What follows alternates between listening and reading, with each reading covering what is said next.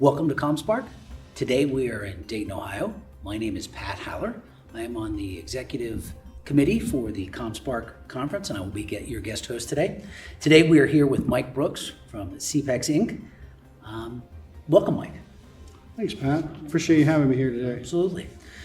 So, Mike, if you can for us, describe your leadership vision for IT and how it aligns, how you align it to the business. How do you really drive your team towards doing what you do on a day-to-day basis to the goals and outcomes of the business in general? Sure. Well, we're all in business to make money. So what I try to do is make using our IT systems and processes as easy as possible and allow us to be as flexible as possible.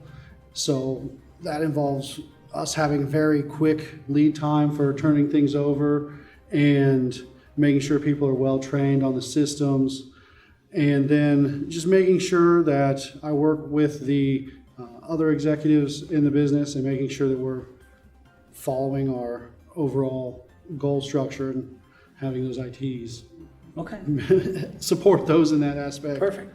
So do you think technology is going to change the competitive landscape of your industry? Is it going to help, hurt? Well, what's your thoughts there? Well, if we do it properly, it should help, yes. One of the things that's happening now in the pump industry is that we're moving from pieces of equipment that are just sitting there that are part of the process to them being smart pumps, and we're collecting analytics so that allow us to have more predictive analysis and provide a better service to our customers by knowing when we need to replace parts better. Okay. That should make us some money. Yeah, that's the idea. Exactly. Right? Exactly. So in terms of when you're talking about your vision to your team, how are you translating that for your team so that you can really drive that and have them get behind it and drive those outcomes for the business? Sure, absolutely. Well, really, it's just collaboratively, let them know what our goals are, and then we work together to move them along one step at a time.